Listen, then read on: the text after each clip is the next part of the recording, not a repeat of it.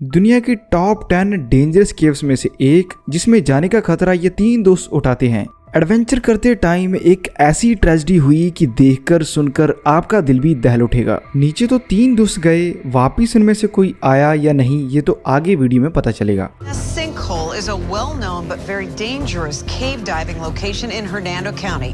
Now to those deadly caves, a pair of divers' bodies found Monday. Close a well-known cave diving site.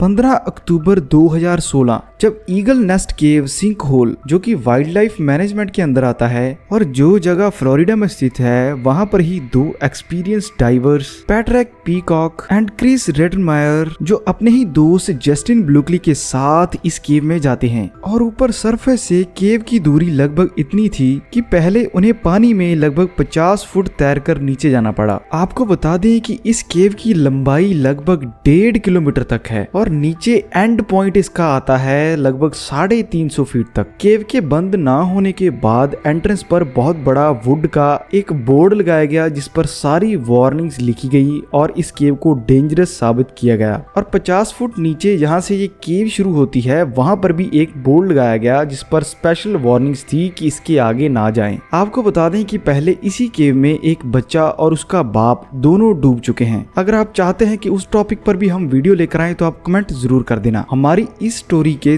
तीनों diverse में से 2 पूरे के पूरे expert diverse थे। उन दोनों को बिल्कुल ये पता था कि इस केव के अंदर जाना लगभग अपनी मौत को चैलेंज करने के बराबर है, पर उन्हें बिल्कुल भी इल्म नहीं था कि कैसे उनका ये एडवेंचर ट्रेजेडी में तब्दील हो जाएगा।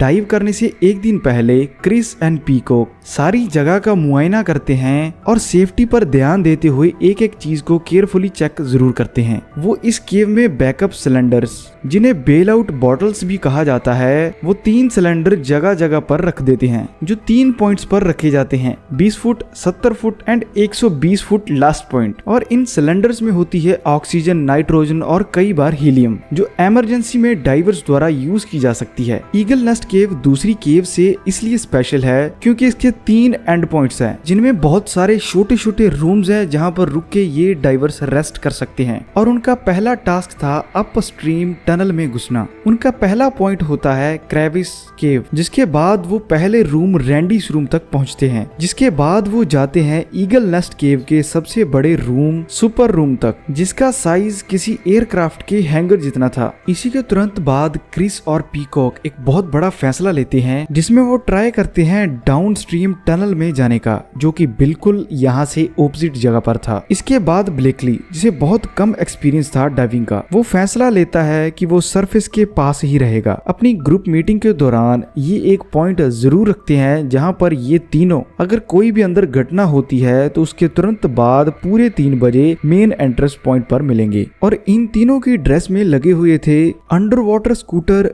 बैकअप स्कूटर एंड रीब्रीथर्स, जो बिल्कुल ही एडवांस चीजें हैं डाइविंग करने के लिए। और डाउन स्ट्रीम टनल में जाने से पहले वो टाइम और अपनी डेप्थ डाइविंग कंप्यूटर में चेक करते हैं जो उनके हाथ पर लगा हुआ था। इस टाइम 2 बजे हुए थे, लगभग 1 घंटा था उनके पास मेन एंट्रेंस पर मीटिंग टाइम पर पहुंचने का। उनका मैप बिल्कुल क्लियर था जिसमें वो पहले पिट और बाद में जिम्स रूम और फिर हाफ मून रूम, जिसे क्रॉस करते हुए वो अपने last point room of dreams तक पहुंचेंगे। पर उससे भी पहले उनकी सबसे बड़ी चुनौती थी स्टार्टिंग पॉइंट पर नीचे जाता हुआ एक छोटा सा टनल, जो इस केव में सबसे ज्यादा नैरो पॉइंट था। और पिट नाम का ये पॉइंट 260 फीट नीचे तक था, जिसके बहुत सारे पाथवेज हैं और विजिबिलिटी ना के बराबर है। पानी के अंदर जाने के लगभग 43 मिनट्स के बाद ये दोनों इस पॉइंट पर पहुंचते हैं और इस टाइम धरती से लगभग 80 मीटर नीचे ये दोनों पहुंच चुके थे। और इस पॉइंट के अंदर जाते ही एकदम से ये बाहर आ जाते हैं और एंट्रेंस पर आकर ये दोनों 6 मिनट लगाते हैं अपनी अगली प्लानिंग के लिए और फिर से सेम पॉइंट से ही अंदर घुस जाते हैं। और फिर वही होता है जिसका सबसे ज्यादा डर था। पीकॉक क्रिस से आगे था, वो तो निकल जाता है लेकिन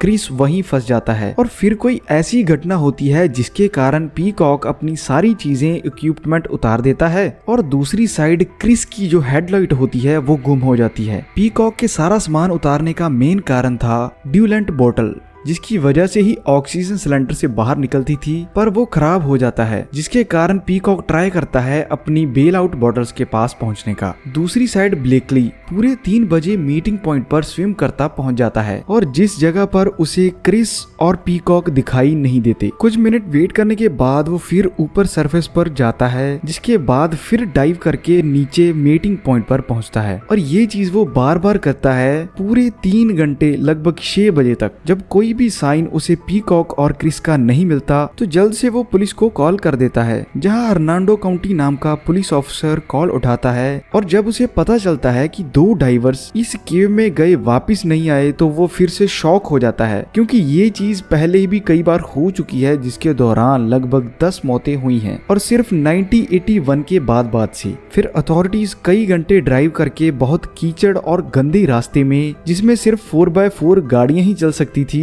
उस रास्ते से गुजरकर यहाँ पर पहुँचते हैं। ऊपर से दिन भी ढले जा रहा था, जिसके कारण सूरज की रोशनी कम हो रही थी और मेन एंट्रेंस पर उन्हें ब्लेकली अकेला खड़ा हुआ दिखाई देता है, जो अपने दोस्तों की चिंता के कारण बहुत घबराया हुआ था। फिर रात के 11 बजे 2 एक्सपर्ट डाइवर्स जो वर्ल्ड रिकॉर्ड होल्डर भी थे डाइविंग में, रॉबर्टसन और उसका साथी यहाँ कूदते हैं। मेन एंट्रेंस से अंदर घुसते ही उन्हें दिखाई देती हैं बेल आउट बोतल्स, जिन्हें किसी ने अभी तक टच भी नहीं किया था, जिसका मतलब ये था कि यहाँ तक वो दोनों दोस्त वापस नहीं पहुँच पाए थे। अब तक बहुत टाइम बीत चुका था कि 3:30 AM पर ये दोनों ऑफिसर्स वापस ऊपर आते हैं और इस टाइम तक उन दोनों ने अपस्ट्रीम टनल एरिया के साथ साथ लॉकवुड टनल एरिया भी छान मारा था और उन्हें अभी तक क्रिस और पीकॉक नहीं मिले थे। जिसके 15 मिनट बाद दूसरी सर्च टीम पानी में जाती है, जिसमें से एक ओलंपिक गोल्ड मेडलिस्ट था और दूसरा इंसान फायर फाइटर, और उनका टास्क था डाउनस्ट्रीम टनल पर पहुंचना, जिस जगह पर दूसरी टीम सर्च नहीं कर पाई थी। और फिर वही होता है जिसका उन्हें सबसे ज्यादा डर था। पिट की ओपनिंग पर ही उन्हें मिलती है पीकॉक और क्रिस की बॉडी, जो कि ऊपर पानी में तैर रही थी। फ्लोरिडा के लॉ के मुताबिक उन्हें इस सीन को